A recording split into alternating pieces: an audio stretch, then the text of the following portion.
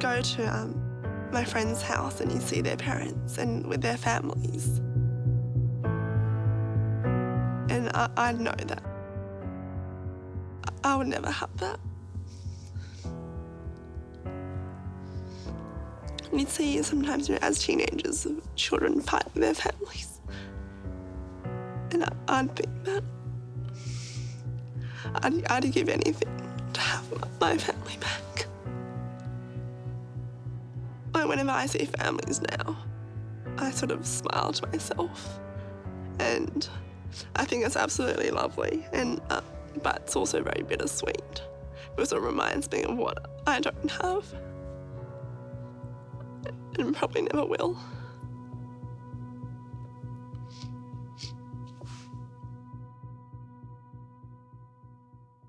Police emergency. Please, quick. What's wrong? Yeah, I think someone died. I'm not sure. Why do you think someone's dying?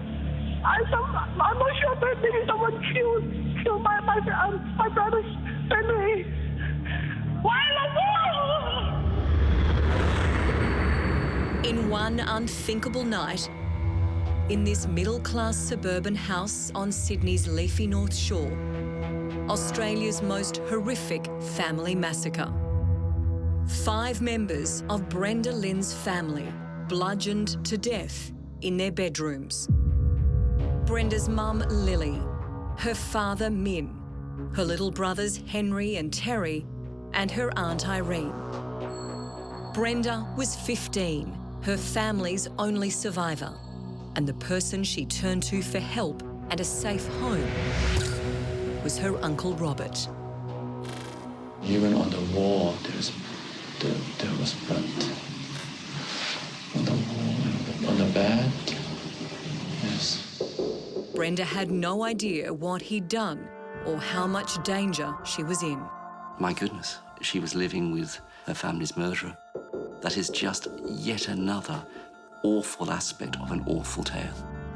He was someone that I trusted.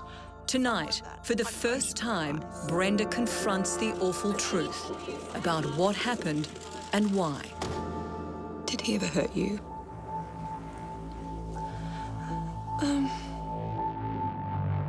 This terrible tragedy is also a story of love and hope. How a young girl who lost her entire family, her life shattered, her heart broken, managed to emerge strong, loving, and grateful, forever thankful to all the people who rescued her. Your identity has been suppressed. Yes, it has. Why do you want to come out now? Because I started off being really bitter and I didn't like what happened to me. I blamed, the world. How could there be such horrible people in this world? Throughout that journey, a lot of really, really amazing people, just everyday people who've reached out a helping hand. And it's really changed my life in the way that I see things. It's changed my perspective on life and on people as well.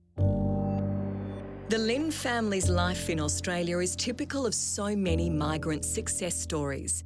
Brenda's mum and dad, Lily and Min, migrated from China as students. They met in Sydney and fell in love. Your dad? An absolutely amazing person. He's probably the most hard-working person I know. Tell me about your mum. She was always with us at home. We'd cook together or she'll take us to the park, and she spent a lot of time with us. And very, very loving. Lily and Min worked hard, saved hard, and began a family. Brenda was their firstborn. Next came Henry. He really loved tennis and badminton and very outgoing, a very cheery person. Someone you just would, automatically friends with and easy to talk to, and very much like my dad, I think, in that sense. And 3 years later, Terry was born. He used to follow me around everywhere, and I definitely felt like the big bossy sister. All 3 of us had very similar interests, and we used to all sit on the couch and read books together. We'd read the same books, and so we'd talk about them afterwards. Or we'd sit in front of the TV and all play games, and we each have a controller and be versing each other and wanting to win and all that. So It was good. It was very, very fun. Yeah. Lily's sister, Brenda's aunt Irene, also moved into their two-storey family house at Epping. She helped out by working part-time at the family's thriving news agency. The business kept Brenda's dad Min busy 7 days a week. He's worked really hard, and everything he's done was for this family, was to give me and my brothers the best education possible, for us to have the best possible life and have everything that he didn't have when he was a child. There were also regular family get-togethers with Brenda's Aunt Kathy and Uncle Robert. He was an ear, nose and throat specialist in China, and after migrating to Australia, opened a restaurant in Melbourne, which failed. They moved to Sydney, just around the corner from the Lin family. Uncle Robert would play badminton with Brenda's brother, Henry. My uncle was also good at badminton. He was going over there on a daily basis during school holidays to practice with him. On the surface, Uncle Robert was a caring and loving relative. As a child, you're brought up being told that, no, your family are amazing people. Your parents are always right. They're the people you look up to. And you know definitely there are bad people in the world and bad things happen in the world. But your family is definitely not one of them. They'll always be there to protect you, and they're people that you can rely on. But Uncle Robert was not all that he seemed. He was secretly jealous of the success of Brenda's family and their news agency. He also harboured unspeakable desires. The target, his niece Brenda. She had no idea. I felt like I knew my uncle, and he's this amazing guy. He's my family. In July 2009, Brenda was in Year 10 at one of Sydney's leading public high schools.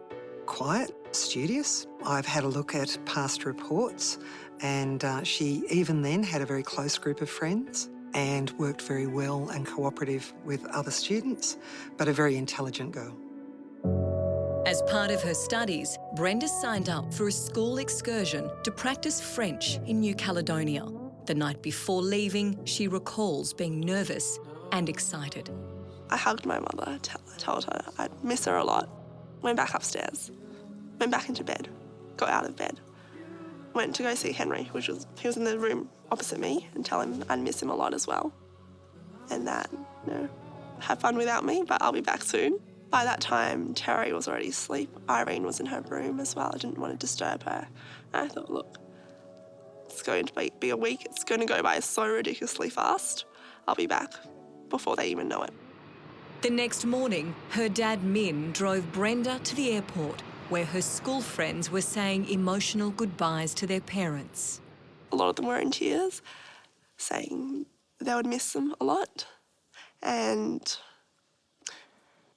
as a teenager, and I was trying to be cool, and I was thinking, you guys are just being absolutely ridiculous. So my dad stood next to me, sort of stood there awkwardly. Sort of looked at him, and I didn't say anything. I didn't say anything to him. I just sort of watched everyone else being emotional, and I thought it was ridiculous. And then we all left.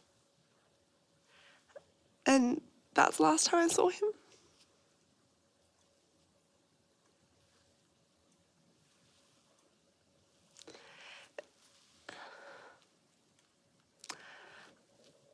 I didn't get to say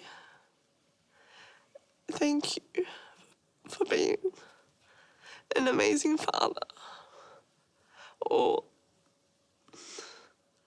I didn't get to tell him I loved him.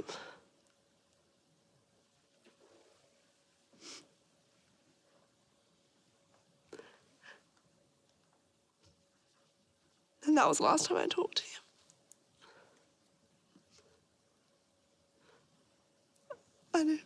I just wish I told him that he's an amazing person, and thank you for doing everything for us. And I never told him that I was grateful. Never told him I loved him. And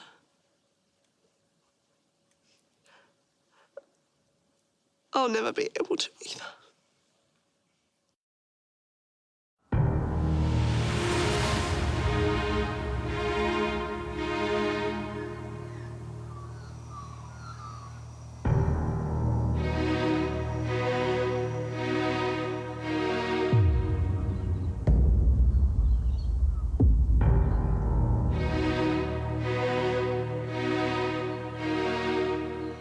The Lin family home sits at the end of a long driveway in the middle-class Sydney suburb of Epping. Brenda's mum, dad, her two brothers and Aunt Irene were asleep in the early hours of July 18, 2009. Brenda was overseas in New Caledonia on a school trip. It's going to be a week. It's going to go by so ridiculously fast.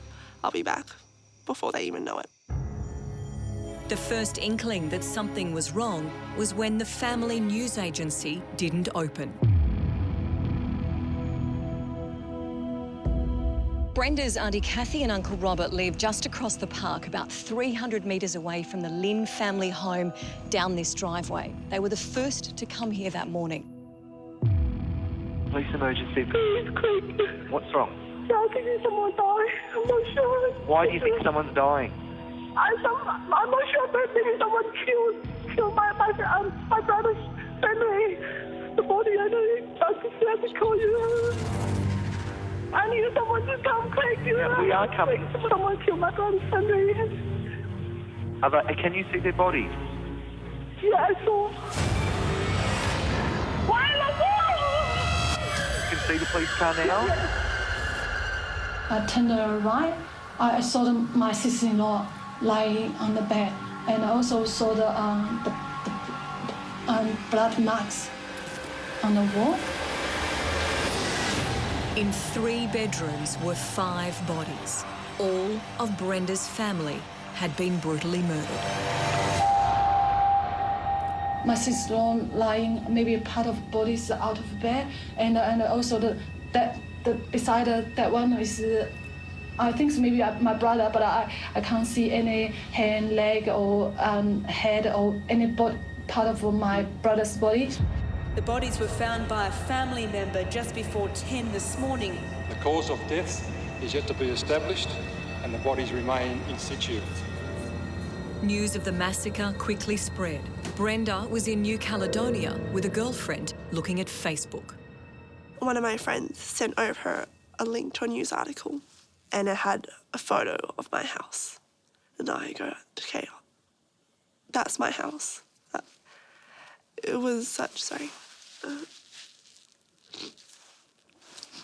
it was such a surreal sort of feeling. I didn't believe it. That's not possible. It's someone else. I don't know. I was just in so much shock. Immediately, my phone started ringing from parents in the community and teachers who live in the community to ensure that I was aware that it was one of our families. And I will never forget that day. The principal of Brenda's school, Susan Bridge, began arranging help and support for her Year 10 student. My first thought was Brenda. I knew she was overseas, and I wanted to make sure that she was safe. Brenda caught the next flight home. We got to Sydney Airport, and the police met us there, walked us through this room, and there was my aunt and uncle and cousin. As soon as I saw my aunt, she gave me this massive hug. She was crying as well. That's when I knew it was all real.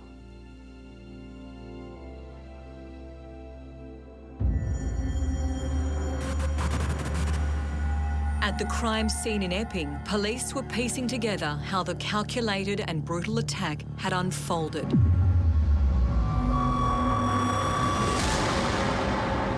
Brenda's mum and dad, Lily and Min, were bludgeoned to death with a hammer-like object as they slept.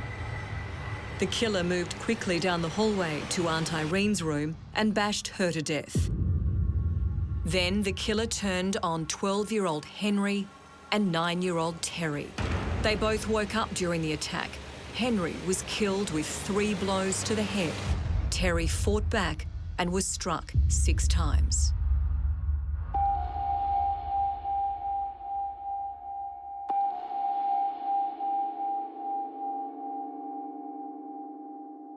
Anything you may say or do will be recorded on DVD, video and audio, and may later be used in evidence of court. Do you understand that? Yep. Uncle Robert had discovered the crime scene with his wife, Kathy. How long was it before you noticed the blood?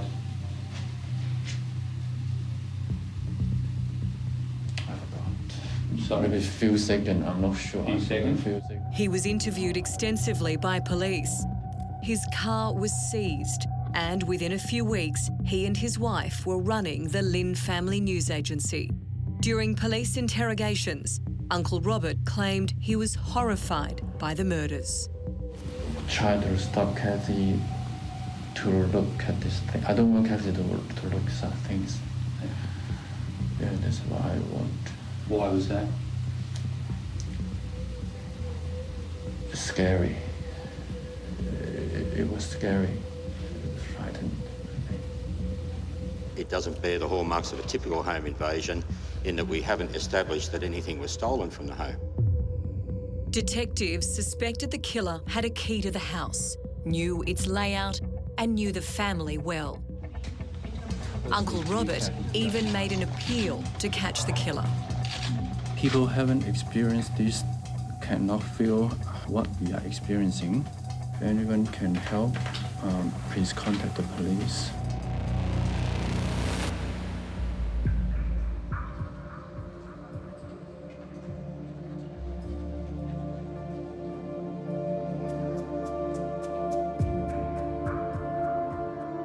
Uncle Robert was among the hundreds of mourners at the funeral, the enormity of the tragedy evident in a slow, painful procession of 5 coffins.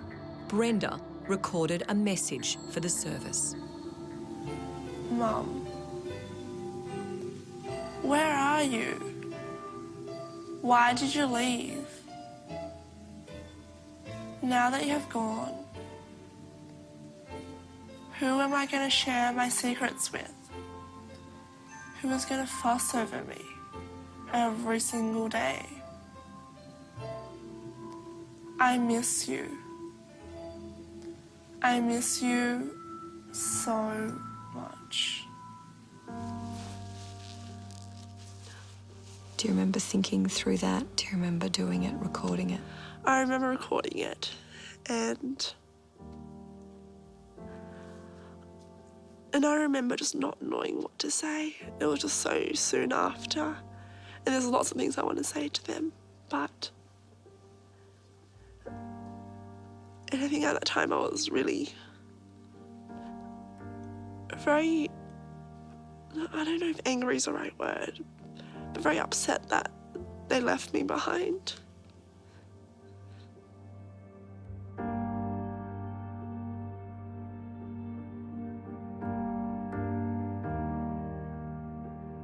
I was just so amazed by the turnout, how the school had organised, a bus to take all the girls there, and just the amount of loving people that came up to me, hugged me. And I remember everyone a lot of us linking arms and comforting each other, and I thought that was really nice. We all stuck together. You can't replace what's been lost. You can't take the brokenness out of a situation.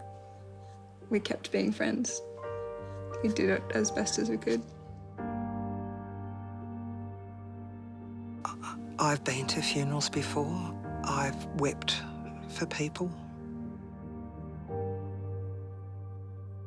I've never seen such raw grief in my life.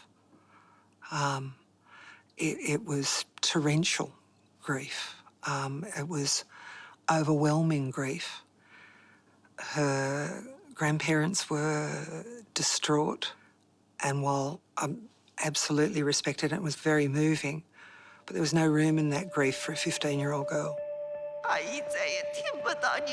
They were torn apart by grief. It was distressing to watch and impossible not to be moved by.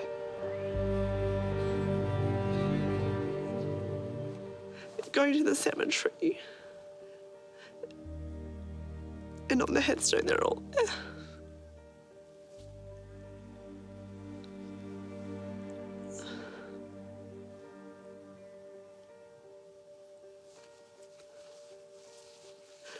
And I won't be there with them.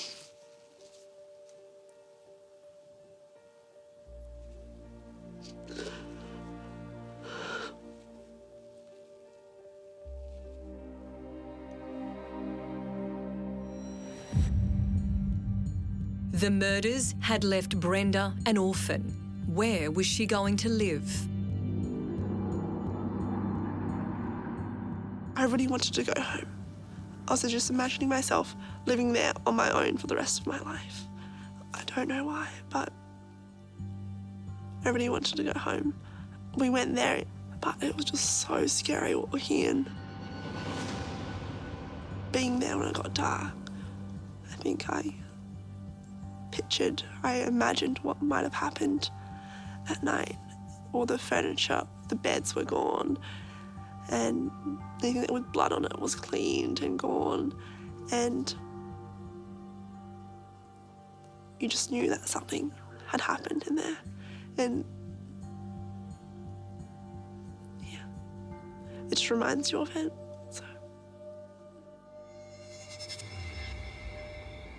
Brenda was just 15, too young to live alone. So she moved in here to the family she felt closest to, her Aunt Kathy and Uncle Robert. Brenda had no idea she was now living under the same roof as the killer.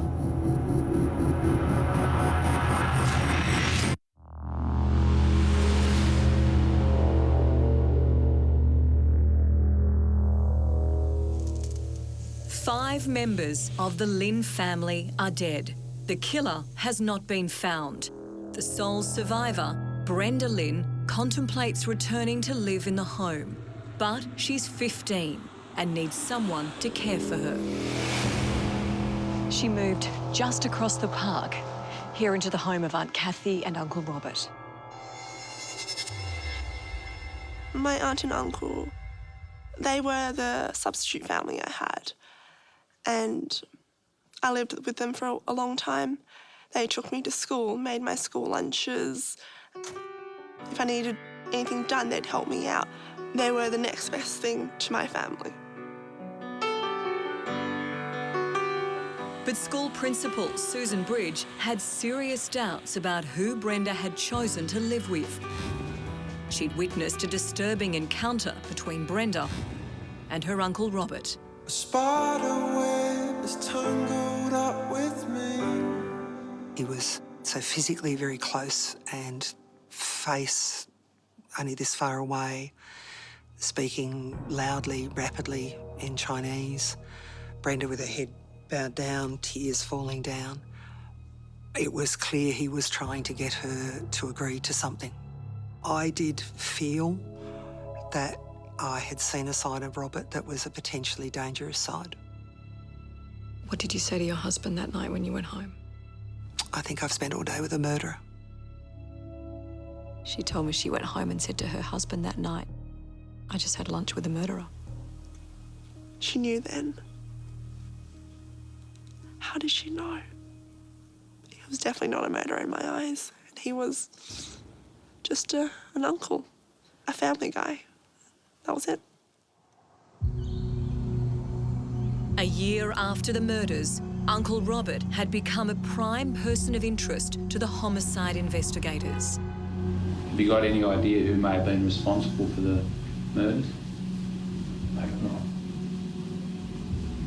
Have you thought about who may have been responsible? No. Bloody footprints at the crime scene matched the size and style of a pair of Asics gel Ovation joggers owned by Uncle Robert. The only bedroom where there were no bloody footprints was Brenda's, suggesting the killer must have known she was not at home at the time. I just got a gut feeling that he was a dangerous person, and I was very worried for Brenda's safety. I did share those with the police, but that was all I could do. I mean, what else could I do? Susan introduced Brenda to a lawyer, Patrick Parkinson. He too began to suspect Uncle Robert, even though Brenda didn't think it was possible. I think she didn't believe he could have been guilty for a very, very long time. And I'm sure that was an important mechanism for her to cope with it all. How could one believe that your uncle has murdered the rest of your family? But evidence against the uncle was mounting. Police installed cameras in his home and recorded him destroying a shoebox that matched the shoes worn by the killer. They put some secret cameras into the house, and there was evidence of him taking that shoebox and cutting that up and flushing it down the toilet. And in Uncle Robert's garage, under a chest of drawers, one of the most damning pieces of evidence, a smear of human genetic material known as stain 91. It matches the DNA of several of the victims. According to the best expertise that the prosecution could bring forward, at least, seemed to indicate the mixed DNA of 4 of the victims. On May 5, 2011, nearly 2 years after the Lin family murders, Brenda's uncle Robert Xie was arrested. He was surprised, I think, to have the police arrive at his door. An absolute shock. I knew he didn't do it because he's a family member and I knew him. But during the first trial, Brenda was forced for the first time to confront all of the evidence police had gathered against her uncle. The blood in the garage, the footprints matching his shoes, the knowledge of the house.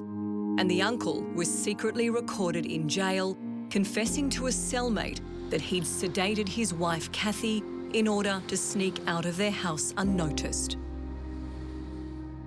Realising that he might be involved was something that was life-changing, something that was, completely eye-opening. Is there anything else you want to tell me about him? Things he may have done, how he ever made you feel? I think at the times after the murders, and as a teenager myself, I was very insecure, I didn't know what I was doing, and he knew that he read it very well.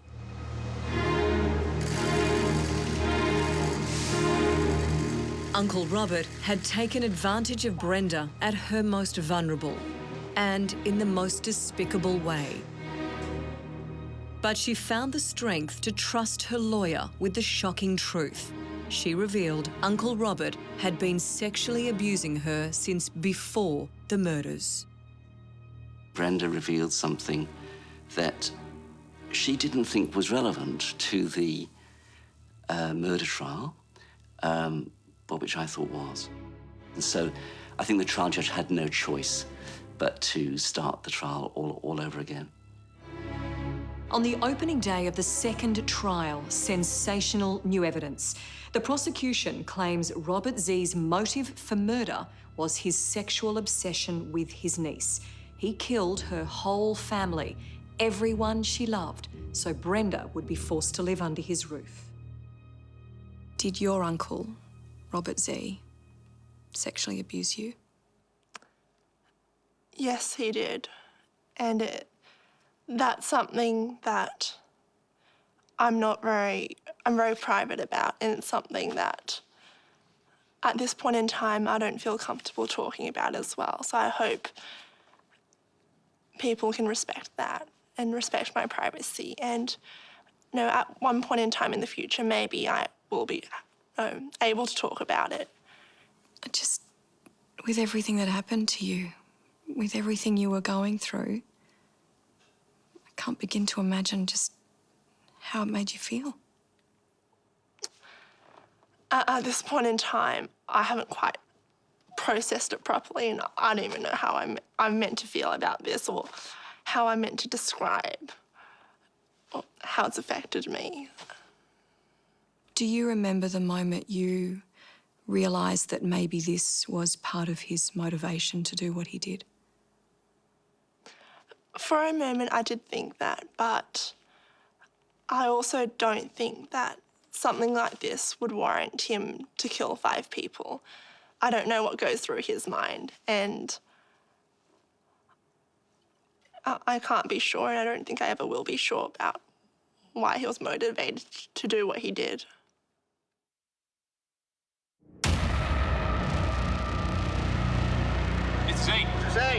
Mr. Z. Justice would take years. The second trial was aborted when the judge fell ill.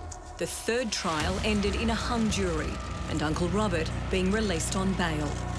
I'm grateful to be home, and I'll continue to fight for my innocence.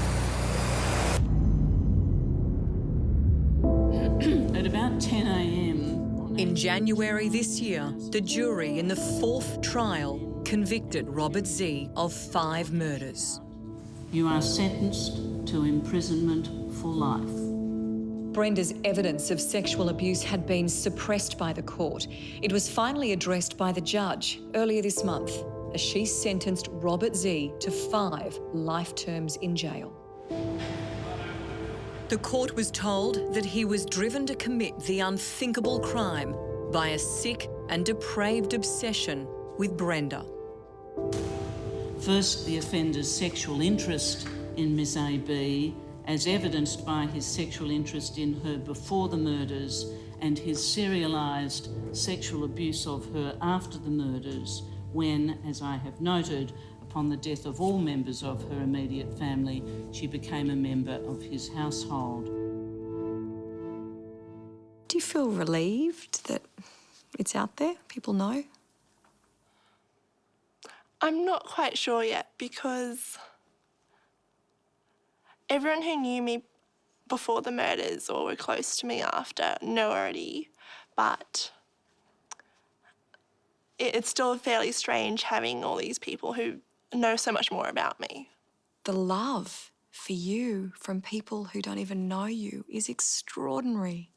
It is indeed. I wasn't expecting it. I've been on the internet and just having a look through all of them, and some of the comments are just so lovely. I don't think I've seen one bad comment, so that's been very, very encouraging to me. And also, is it not wanting to have this define who you are, because you are so much more than what happened to you? I hope that's the case. I hope people can see that as well.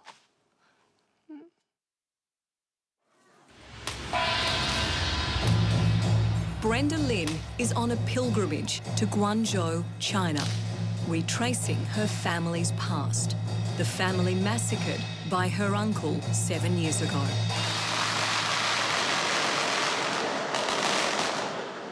I don't think I've ever been so close to fire.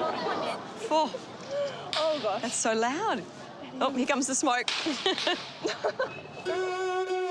This is where her parents, Min and Lily, are from. Brenda's come here to honour their memory. Does it make you feel a little more connected to your family heritage being here?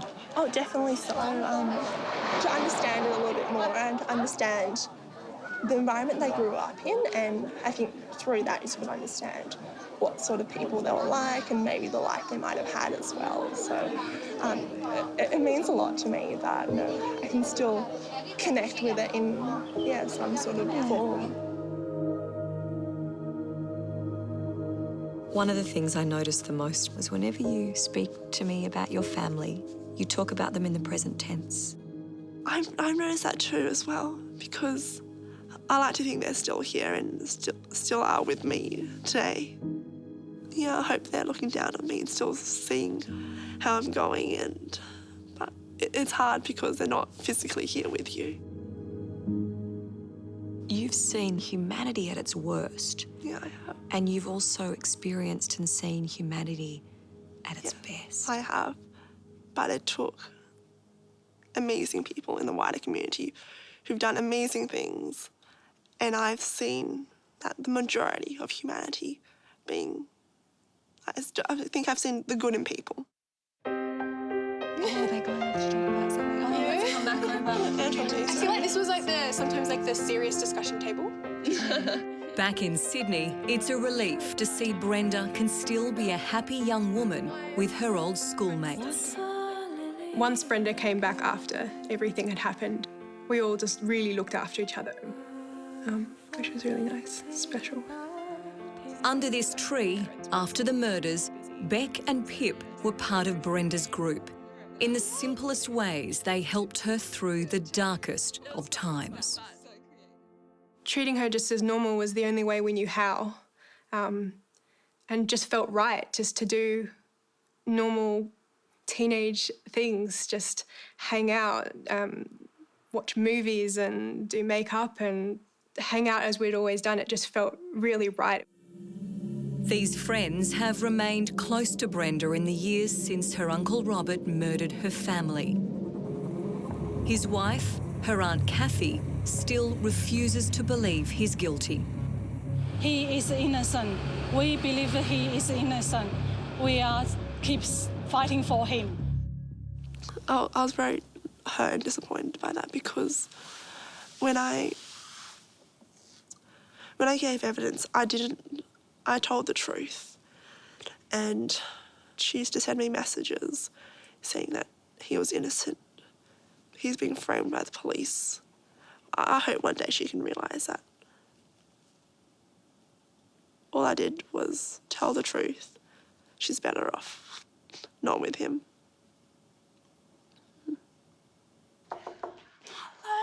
A key person in Brenda's journey back to some kind of normal life is her high school principal, Susan Bridge. How have you been?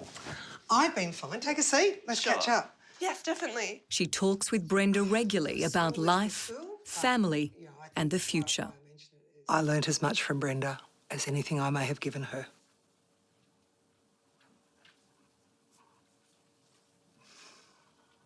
What did you learn from Brenda? I was always worried that she wouldn't remember how to love, that would be something that was also taken from her. I needn't have worried. She taught me that love is the most important thing. Helping Brenda to feel love and trust again is her new best friend, Sky, a 1-year-old husky. You know, I do everything with her. I take her with me everywhere. It's like looking after a little kid sometimes. And she's family. And with dogs, the great thing about them is that you know they'll always love you and they don't have any other agenda. And that's something I've been worried about for a long time with people and being cautious about that with people. Dogs just genuinely love you for who you are and they're there for you. So Sky's great. She's probably one of the best decisions I've made in my life.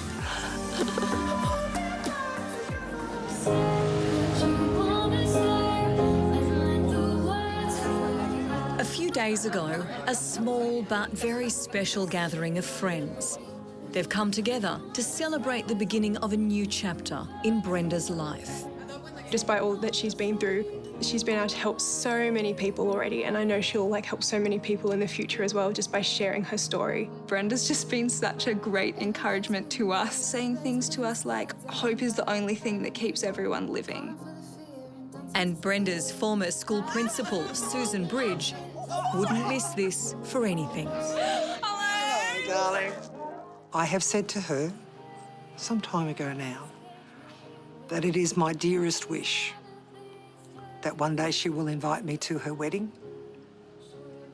and that one day I can attend the christening of her child, because she will make a wonderful mother and she will start a fabulous family. Susan Bridge tells me she can't wait to be invited to your wedding. And then... If that ever happens, that'd be, lovely. because it's things like this where, graduations, weddings, where traditionally you've got your family there. So it'd be really sad if no one came. But as in, it reminds me, I think it's times like that makes me misses them the most, because it reminds you so much that they're not there. For Dad Min, Mum Lily, little brothers Terry and Henry, and Aunt Irene are never far from Brenda's thoughts. How do you honour them? I like to be someone they're proud of. I think just doing the things they would have wanted me to do and would have liked me to have done. So how do you see your future? What do you want to do? I'm sure that I would like to do something to help other people in the future. I want to be able to show kindness to people, to others, the way they've shown kindness to me, because it's made a very, very big impact to who I am now and what I have now. And I'm extremely, extremely grateful. He is 4 years into his punishment for killing the Lin family. So what is time for Robert Xie when he's serving 5 life sentences? A course of offending that can only be described as heinous in the extreme. It took 4 trials spanning 3 years to secure the convictions, and 10 minutes for him to learn he was unsuccessful in appealing against them. The appeal court did not accept that a miscarriage of justice occurred. Xie maintains he didn't kill his brother-in-law Min Lin, his wife Lily, their 2 boys Henry and Terry, and Lily's sister Irene in their North Epping home in 2009, and claims he had no intention of taking over the family business. So his lawyers lodged an appeal, criticising the expert evidence provided on Stain 91, a small blood spot which contained DNA from 4 of the 5 victims found in Xie's garage. It was misleading or confusing to the jury, causing prejudice. But the appeals court did not agree. Robert Xie appeared via video link from jail and put his head in his hands when the judges handed down their decision. His only and final option now would be to appeal the convictions in the High Court. Will you be going to the High Court? His wife Kathy would not say. Her niece and sole survivor Brenda Lin sat metres behind her in court. A once close family split by greed and bloodshed. Leonie Ryan, 7 News.